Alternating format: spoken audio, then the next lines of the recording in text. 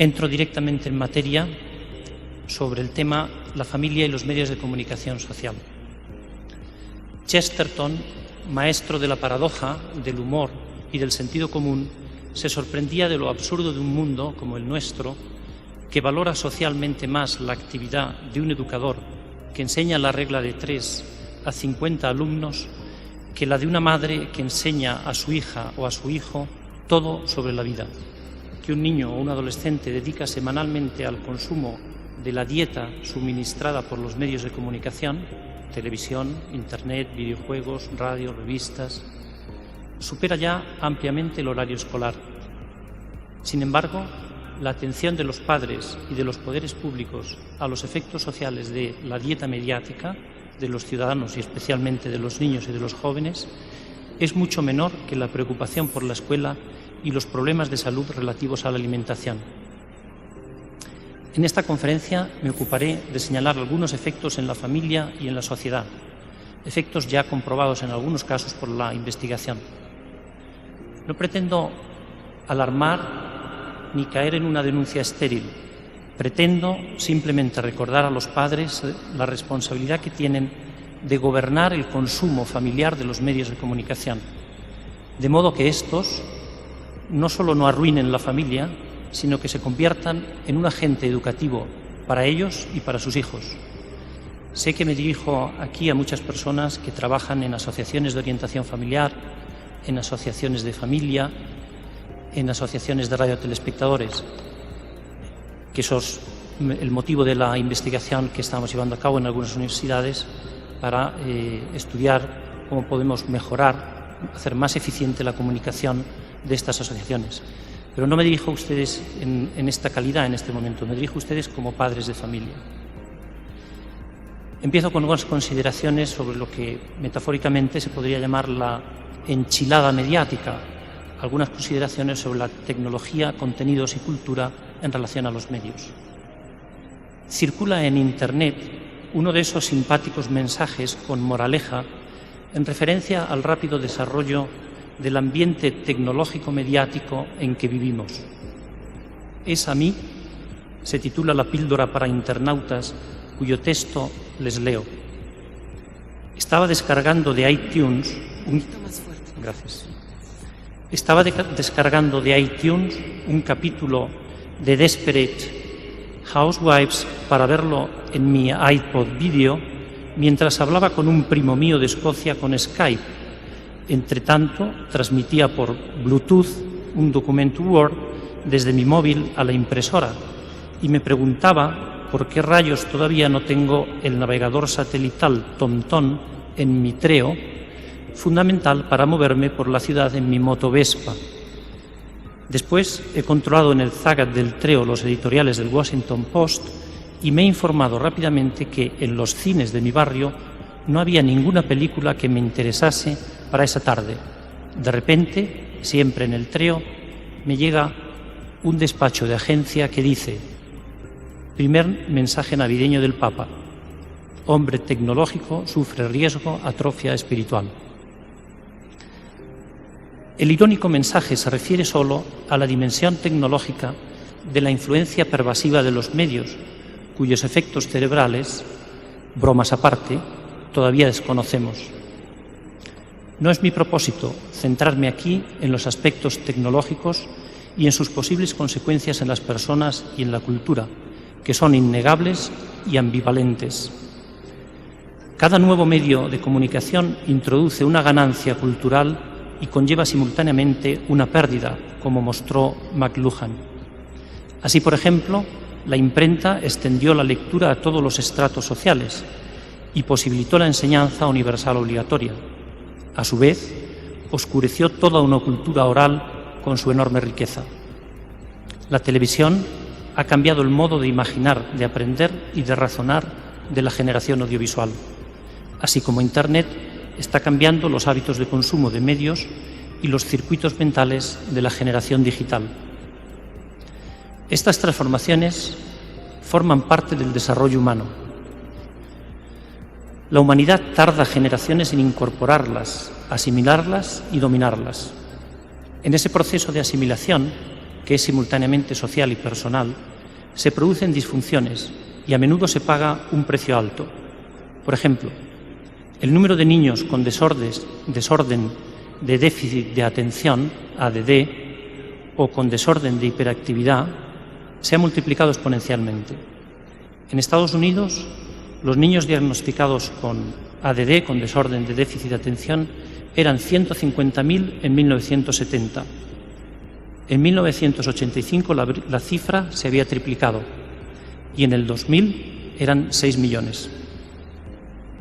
Si bien la televisión no es la única responsable del incremento, pues también influyen otros factores como la desestructuración familiar, lo cierto es que los pediatras y expertos que aconsejan poca o ninguna televisión obtienen mejores notables en la conducta de los niños aquejados de esas disfunciones.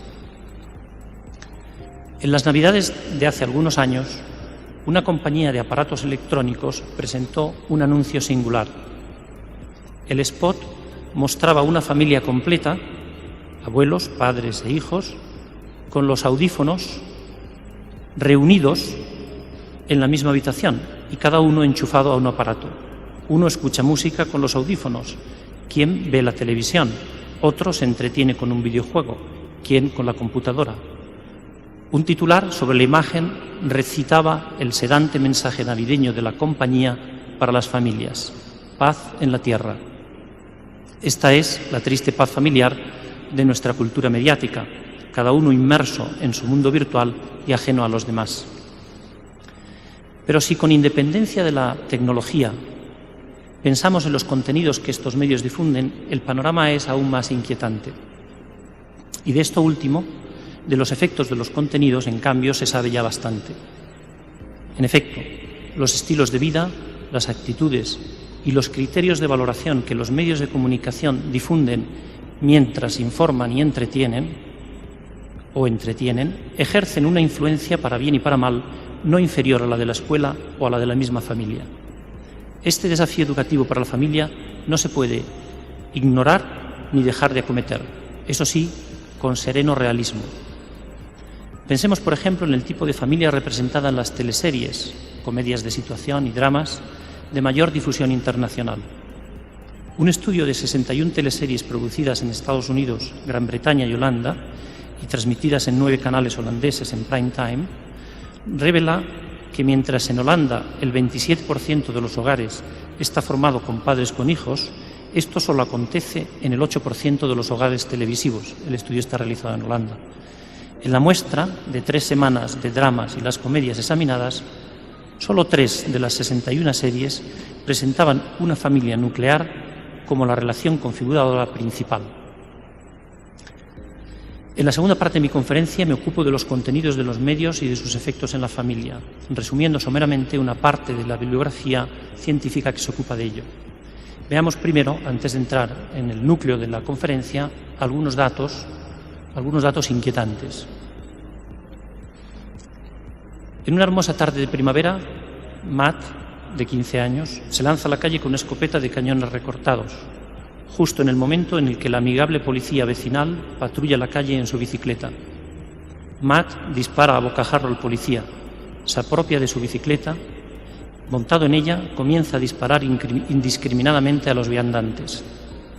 En el caos, un coche se incendia y explota. Matt pincha la bici y se apropia de un coche tras asesinar al conductor y despellejarlo en la acera. En su camino descubre una joven con falda corta, detiene el coche y la fuerza a entrar, la lleva a un descampado y tras violarla la golpea a muerte. Mientras la chica agoniza, Matt la contempla con la indiferencia de un duro asesino. No es el guión de un film de extrema violencia ni la crónica de un suceso real. Es solo uno de los videojuegos más populares, Grand Theft Auto, Gran Ladrón de Coches. Videojuego tan conocido y aceptado socialmente que incluso Coca-Cola hizo un anuncio imitándolo. Podríamos arguir que al fin y al cabo se trata solo de imágenes irreales de un juego. Cierto, pero no es fácil olvidar los estremecedores acontecimientos de delincuencia infantil provocados por imitación de comportamientos violentos vistos en la televisión, como el de los 3 niños que mataron a su amiguita jugando, como habían visto en la tele, o el de los niños que asesinaron a un vagabundo en Francia y así a otros. El film Natural Born Killer de Oliver Stone causó en 1993, cuando se estrenó, 14 homicidios y 3 en marzo del 94. Pues bien, la industria de los videojuegos ha superado ya al conjunto de la industria cinematográfica y del juguete, generando 18.000 millones de dólares en el 2007. Asomémonos ahora a la televisión en este elenco de datos. La televisión, que es el medio de comunicación más influyente en las sociedades desarrolladas económicamente. Según datos de un estudio de la Kaiser Family Foundation del 2003, más del 80% de los shows televisivos dirigidos a adolescentes tienen un contenido sexual. 2 años más tarde, otro estudio de la misma fundación sobre el conjunto de la programación televisiva demuestra que el número de programas con contenido sexual entre 1998 y 2004 ha pasado del 54 al 70%. Cuando un niño italiano se encamina por primera vez a la escuela elemental, lleva ya en su mochila, junto con el plumier y los lápices de colores, 1.800 escenas de violencia. La dieta preescolar del niño estadounidense, siempre más precoz, es muy superior. Incluye 8.000 homicidios y 100.000 actos violentos. Pues bien, la mayor parte de los estudios empíricos se limitan a constatar datos cuantitativos sobre los contenidos, lo que por sí ya es significativo. Pero si prestamos atención no solo a lo que se muestra, sino a cómo se muestra, la inquietud crece. Paolo Braga ha estudiado a fondo los aspectos narrativos, industriales e ideológicos de los telefilmes estadounidenses de las 3 últimas décadas, que son los más vistos por los jóvenes de todo el mundo. Este autor concluye: primero, el mercado al que se orientan estas teleseries es un público de singles. Segundo, sus protagonistas habituales son héroes en el escenario profesional, por tanto modelos positivos, y antihéroes en el escenario familiar, por ello modelos negativos en esa dimensión de la vida. Como héroes mueven al espectador a la imitación. Como antihéroes lo consuelan de sus propios fracasos en la vida privada y familiar. Estos personajes suelen ser desarraigados, cuya verdadera familia es un sucedáneo de la familia natural, la que se constituye en el entramado de las relaciones laborales de la historia principal de la teleserie. Los ejemplos pueden ser fácilmente reconocidos por los espectadores habituales de esas series: ER, OC, Friends, Doctor House, Desperate Housewives, etc. Estas series, que luego son imitadas en barato por las productoras nacionales, están hechas con gran maestría narrativa, por lo que enganchan al público. Cuarto, continúa Braga, la mentalidad de los productores ejecutivos de las series, los verdaderos autores de estas, está impregnada de constructivismo e ideología de género. Hablábamos de la televisión.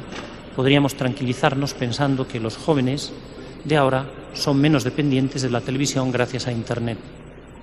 Es cierto que el uso predominante de Internet por parte de los jóvenes y menos jóvenes es chatear, Messenger, descargar música y consultar YouTube. Pero no es menos cierto que el 12% de los sitios web son pornográficos y que el 25% de las consultas en los motores de búsqueda son para ver pornografía. Tampoco es menos cierto que todavía la pornografía es la parte del león de los ingresos generados en Internet, con un volumen de negocio de 2.500 millones de dólares al año. Con esas premisas, no es de extrañar si, de acuerdo con los datos de una reciente encuesta entre chicos de 10 y 17 años, 40% de ellos han visto pornografía alguna vez en el 2007, aun cuando el 66% de ellos no la buscasen. No me detengo en el cine, las revistas, el mundo de la moda y otros productos de la cultura popular. Se ha prestado poca atención a la música, a veces con la excusa de que no cuenta tanto el verso como el poema. Observar a una niña de 10 años imitando las sinuosas contorsiones de sus cantantes preferidos, Madonna, Britney Spears, Cristina Aguilera, etc., en provocativas poses cuyo significado la niña apenas intuye, puede convencer a cualquiera de su contrario. Un repaso a las letras de las canciones más populares hace enrojecer a quien conserve todavía un moderado sentido del pudor.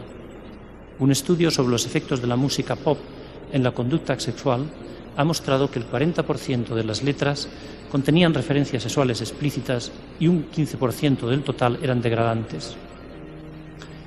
Estas son solo algunas muestras del entorno cultural que los medios de comunicación reproducen, no crean solo, sino reproducen y multiplican, eso sí, a gran escala.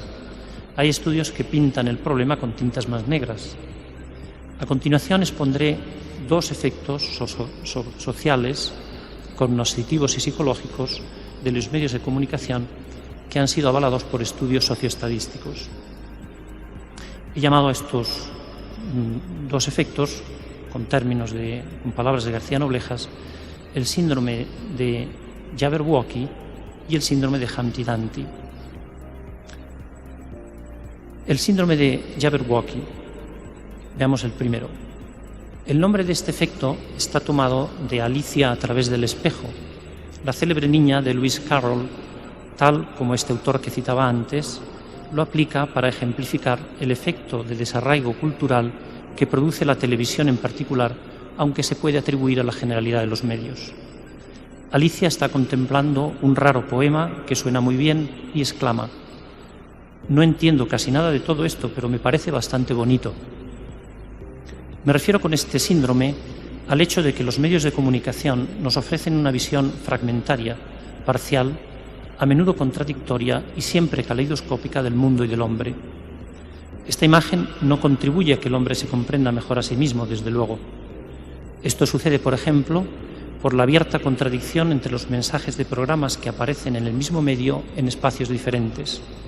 Así, junto a mensajes publicitarios contra la droga o el alcohol, de buena factura dramática y persuasiva, se difunden otros en programas de entretenimiento o en otros anuncios publicitarios que exaltan la fascinación y el lujo unidos a la bebida o al consumo de la droga.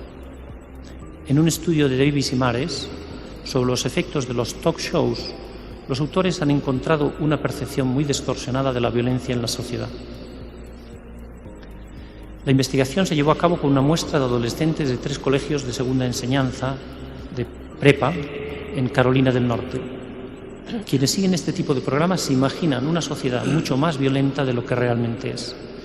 Así, por ejemplo, quienes ven a diario este tipo de programas creen que un 48% de sus coetáneos se escapan de casa, mientras que en la vida real lo hacen el 8%. La cifra de adolescentes que quedan embarazadas antes de los 19 años es de un 4%. Los teleadictos a estos programas creen que esto sucede a un 55% de sus coetáneos. Lo mismo sucede con respecto a otros parámetros de comportamiento y moral. Y sucede no solo a los espectadores, sino también a quienes no siguen estos programas. Esta distorsión se da en todos los estratos sociales, lo cual hace pensar que la televisión incide sobre la percepción social en su conjunto, creando una especie de refracción perceptiva. Es verdad que los dos investigadores no han logrado probar estadísticamente la hipótesis de que la atención habitual a este tipo de programas con contenidos violentos o degradantes insensibiliza a los espectadores sobre este tipo de comportamientos. Tampoco eso significa que el encallecimiento no sea real. Otros estudios posteriores llegan más lejos y encuentran efectivamente efectos en el razonar moral y en el comportamiento. Por ejemplo, uno de ellos afirma que los jóvenes forman sus juicios sobre la familia y las relaciones personales de los programas populares de televisión. Muchos de ellos reciben la educación sobre la sexualidad de las soap operas y de las telenovelas más que de los padres y de la escuela. Un estudio recientísimo ha analizado el comportamiento de 700 jóvenes entre 12 y 17 años, activos sexualmente, y ha demostrado que quienes ven más contenidos sexuales en la televisión doblan a sus coetáneos en la frecuencia con que dejan embarazadas a sus amigas. Ciertamente, ver esos contenidos no es la única causa del aumento de embarazos entre los adolescentes, pero la directora del estudio puntualiza: Aun removiendo los demás factores, se observa un fuerte nexo entre exposición a contenidos sexuales y embarazos de adolescentes. Estos datos sociológico-estadísticos no hacen sino confirmar el sentido común y las advertencias de otros expertos académicos procedentes de una tradición humanística. Lo percibido en las películas y programas de televisión, dice García Noblejas, puede ser vitalmente comprendido como representación de acciones y hábitos humanos, con su cortejo de sentimientos, o lo que viene a ser igual, tiene sentido para la vida de los telespectadores al apreciarlos como muestra de valores conscientes o inconscientes de virtudes y vicios. Podría replicarse a esta argumentación que, a fin de cuentas, cuando la televisión, el cine, la publicidad, los videojuegos difunden objetivaciones del habitar del hombre en el mundo, patterns, formas o modelos de comprensión de sí mismo, no hacen mejores o peores a los hombres de suyo. Es tan verdad como que la lectura de vidas de santos o de hazañas heroicas de grandes hombres de la historia no nos hace ni mejores ni más valientes. Cierto, pero por eso el arte debe respetar la lógica interna de éste, que es presentar lo sublime como sublime, lo miserable como miserable, lo trivial como trivial. En suma, lo bueno como bueno y lo malo como malo, de modo que lo bueno nos sepa de gustar bien y lo malo nos sepa mal. Así lo hicieron los clásicos de todos los tiempos, que no representaron una condición humana inmaculada. Pensemos por un momento en Shakespeare y el cúmulo de miserias humanas representadas en los personajes inmortales de sus dramas. No se trata de ocultar la realidad de la condición humana caída, sus posibles abismos de vileza, pero tampoco sus cumbres morales. Se trata de mostrar su grandeza, su dignidad, que puede perderse, sí, en la eyección de esos abismos insondables de maldad y que puede brillar en la belleza moral de conductas virtuosas, que no ñoñas, o en la misericordia ante el mal ajeno, físico y sobre todo moral. No hay que olvidar con Montagu que los hombres y las sociedades se han hecho de acuerdo con la imagen que tenían de sí mismos y han cambiado conforme a la imagen por ellos mismos desarrollada. ¿Y qué imagen, qué identidad cultural proporcionan los medios? Voy a referir dos botones de muestra, dos aspectos de nuestra identidad cultural. El primero es la imagen de la muerte en nuestra cultura.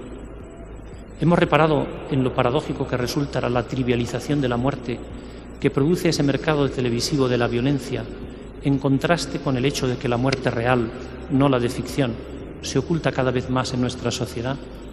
La gente muere en los hospitales, apartados de la vista de los niños y de nosotros incluso. A los ancianos, recordatorio próximo de la fugacidad de nuestra vida, se les confina en residencias con todas las comodidades, pero lejos de nuestra vida. La muerte ha dejado de ser una realidad humana natural, inscrita en el tejido de la vida y valorada. En cambio, tal como lo expresa Lolo Rico, en las pantallas de televisión aparece desprovista al mismo tiempo de todo sentido individual y de toda trascendencia psicológica, la muerte simultáneamente ajena y neutra. Es verdad que este comentario se refiere más bien a los países del primer mundo. En este sentido, hablando de la identidad cultural, la representación de la muerte en nuestra cultura, es muy elocuente, a mi juicio, la espontánea reacción popular ante la muerte de Juan Pablo II, ayudada sin duda por la enorme atención informativa del inolvidable acontecimiento. Dice un autor que ha estudiado la cobertura informativa de este acontecimiento en la prensa internacional, que en la sociedad posmoderna, donde los nuevos pobres son los moribundos y los ancianos inválidos, invisibles en la esfera pública, los medios de comunicación transmitieron el último mensaje, la última catequesis, se podría decir, de Juan Pablo II, el valor de la vida humana hasta su término natural, junto al significado del dolor y de la muerte. El segundo botón de muestra es la trivialización de la sexualidad, pero como la primera relación de esta mañana se ha centrado en este aspecto, la voy a saltar y ustedes tienen en el texto escrito, disponible probablemente en Internet, estas consideraciones. Respecto del segundo de los síntomas, del que me ocupo, el que hemos llamado síndrome de Humpty-Dumpty, o de cómo los medios de comunicación pueden generar analfabetos funcionales.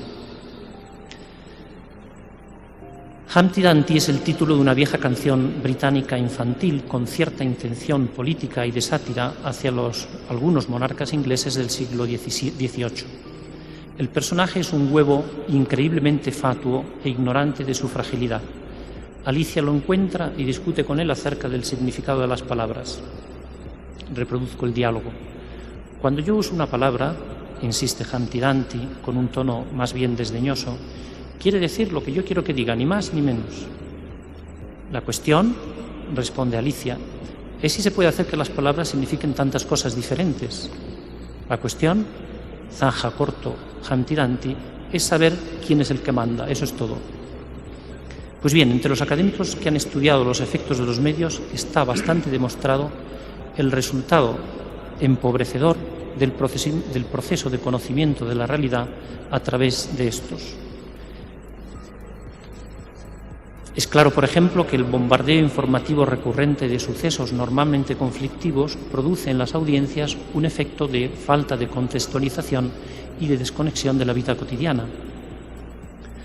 Una investigadora de la neurocientífica de la Universidad de Oxford señalaba recientemente que ya es bien claro que el mundo bidimensional, configurado a modo de pantalla en el que muchos adolescentes y un número creciente de adultos han escogido para vivir, está produciendo cambios en el comportamiento. Los tiempos de atención se acortan, las competencias comunicativas personales se estrechan y se reduce la capacidad de abstracción. Se ha subrayado frecuentemente el efecto paradójicamente desinformativo que provoca la sobredosis de noticias, característica de la sociedad de la opulencia informativa. Hay tanta información que tenemos la ilusión de estar informados, cuando en realidad faltan criterios guía que permitan construir senderos de sentido en el bosque de la acumulación de datos, noticias e incluso pseudoinformaciones. En una entrevista, Umberto Eco recordaba cómo la semiótica de la televisión no es una semiótica natural, como la de los gestos, comportamientos, miradas que los humildes de las novelas de Manzoni, por citar un caso de la literatura clásica italiana, aprendían en la realidad circundante. Las imágenes de la televisión no proponen la realidad, sino una puesta en escena, como es bien conocido. El entrevistador observaba cómo los Cagliostro y los Don Rodrigo de hoy aprovechan la potencia de los medios para ganar consensos, no obstante que la difusión de información y el aumento de escolarización hicieran esperar unas defensas inmunitarias más robustas de los ciudadanos frente a los embrollones y los poderosos. A tal observación, Humberto Eco añadía que en todos los tiempos la moneda falsa ha suplantado a la moneda buena y los charlatanes han embaucado a los tontos. Dada la potencia del medio, simplemente sucede más. El crecimiento de la información y de la cultura aumenta la credulidad. Tenía razón Chesterton, cuando la gente no cree ya en Dios, no es que no crea ya en nada, cree en todo. Los ateos son más supersticiosos que los creyentes. La New Age, una religión para no creyentes, tiene más dioses que cualquier religión revelada. En definitiva, no se puede olvidar la dimensión pragmática de la comunicación, es decir, de cualquier texto. Decir es siempre, simultáneamente, un hacer, y por ello toda comunicación establece siempre un modelo de relación entre emisor y destinatario. Me encamino a la tercera parte conclusiva. Un mundo feliz. A pesar de la aparente dureza de mi alegato, no me cabe duda de que el problema no son los medios en cuanto tales. Como advertía sagazmente Einstein, el problema no es la bomba atómica, el problema es el corazón de los hombres. Me parece obvio que los medios están tan enfermos cuanto el corazón de los hombres. En realidad el problema es viejo y las soluciones, por lo que a los padres respecta, existen. No habían pasado 50 años desde la maravillosa invención de la imprenta que los libros de caballería pululaban e infestaban la sociedad del tiempo con efectos preocupantes. Es verdad que no había sociólogos ni investigadores de comunicación social que certificasen el problema. Nos han llegado solo noticias indirectas del fenómeno social, porque fenómeno de masas fue. y de sus consecuencias. Por ejemplo, una joven lectora de una ciudad provinciana de Castilla deja constancia incidentalmente de su adicción a estas teleseries de la época, contagiada por su misma madre, quien leía muchos sin abandonar por ello sus trabajos, que no debían ser pocos, siendo como era madre de 3 hijos y de 9 hijas.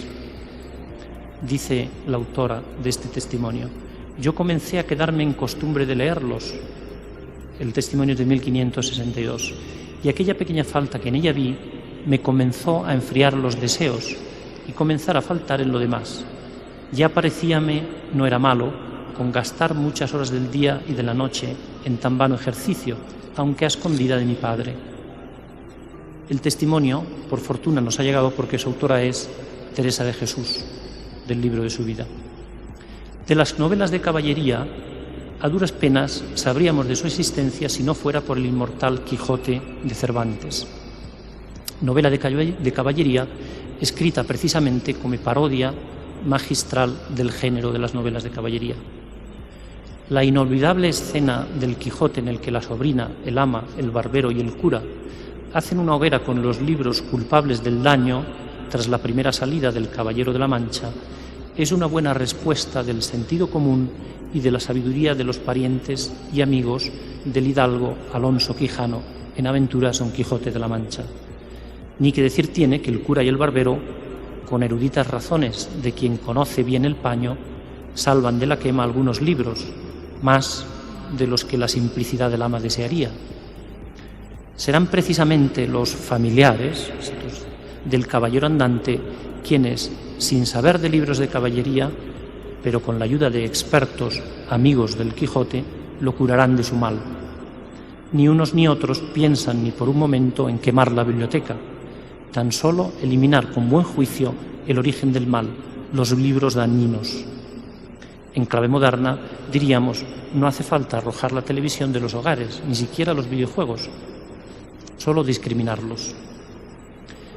Qué pobre lectura del discurso de Benedicto XVI, el Santo Padre, sobre los medios de comunicación social del año anterior, dieron algunos medios, algunos periodistas, cuando, aplicando un perezoso y poco original estereotipo, presentaron el discurso, como una nueva condena papal de los medios de comunicación, abanderados del progreso imparable de la técnica y con ella de la humanidad. El discurso del Santo Padre también decía: la educación a los medios debe ser positiva. Poniendo a los niños frente a lo que es excelente estética y moralmente, se les ayuda a desarrollar la propia opinión, la prudencia y la capacidad de discernimiento. La belleza, espejo de lo divino, inspira y vivifica los corazones y las mentes de los jóvenes, mientras la fealdad y la vulgaridad tienen un impacto deprimente en las actitudes y en los comportamientos.